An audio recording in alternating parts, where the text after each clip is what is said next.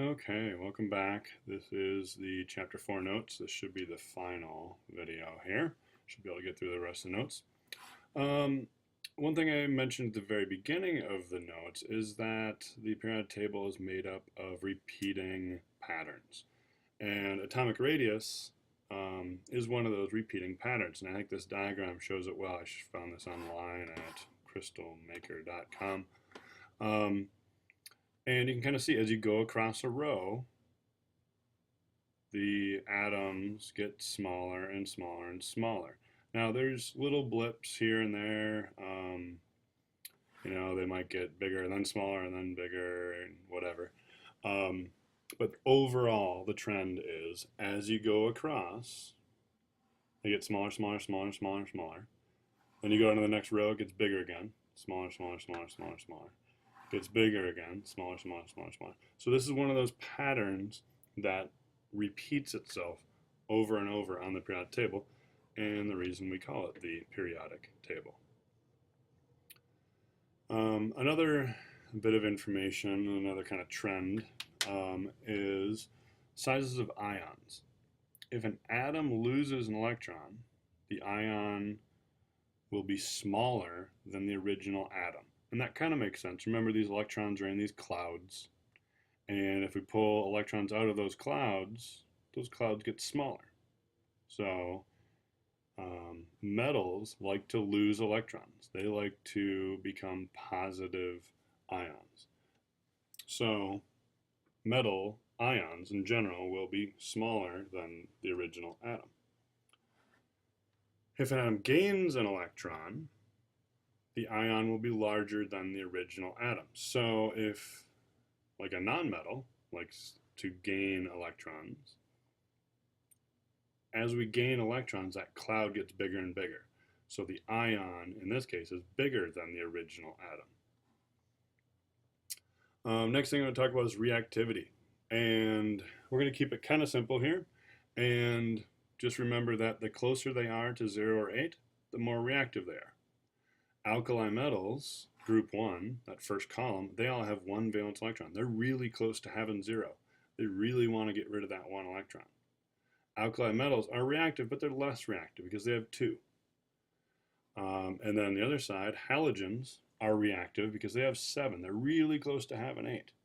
So they react very readily to get 8. And lastly, the noble gases.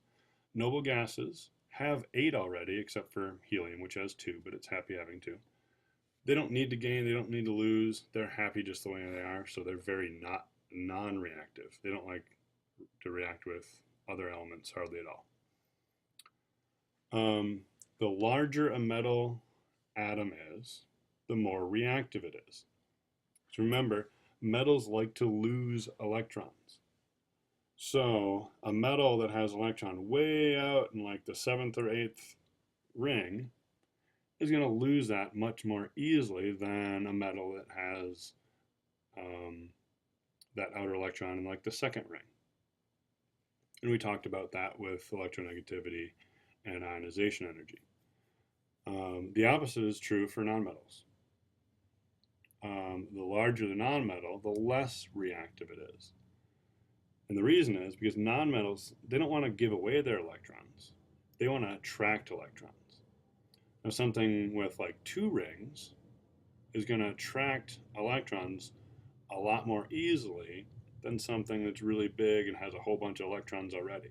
It already has a whole bunch of electrons, so it's hard for that positive nucleus to attract any more.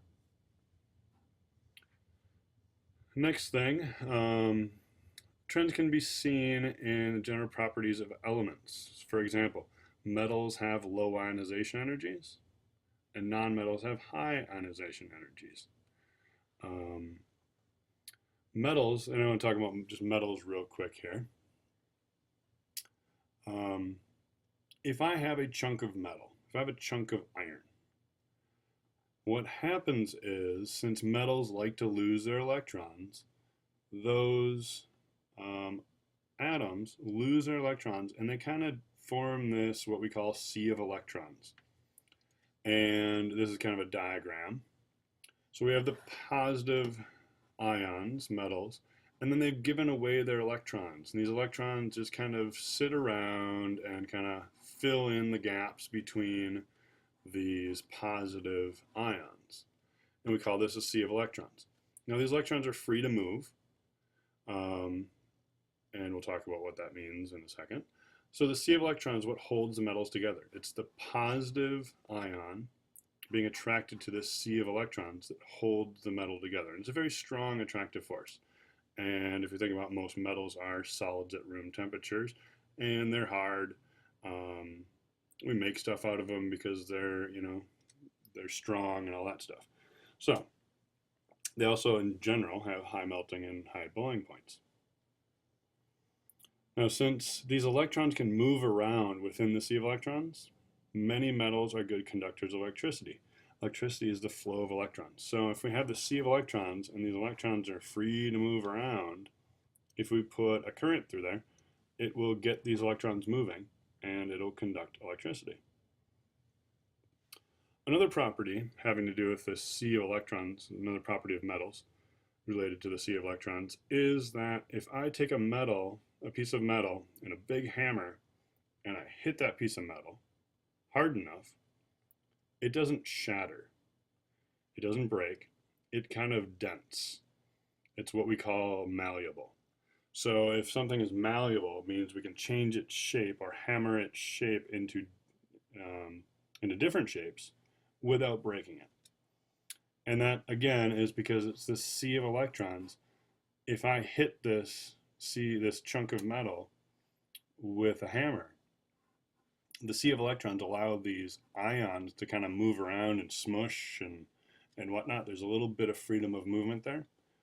So instead of breaking, the sea of electrons kind of holds everything still together, but it just kind of bends and smushes. Dents, basically. Nonmetals. Nonmetals do not like to give away their electrons. There's no sea of electrons, so they're not good conductors and they're not malleable. Most nonmetals are held together by weaker forces, and we'll talk about that in Chapter 6, and usually have lower melting and boiling points. And then this is just kind of a basic summary of the major families. Again, you'll want to know all these families, where they are on the periodic table, and some basic facts about them, like the alkali metals. They're very reactive, they're soft metals, one valence electron, all that kind of stuff. So look over that stuff, know those different families and those facts about them. And I think that is about it. Okay, if you have any questions, contact me or stop by first hour someday we don't have class.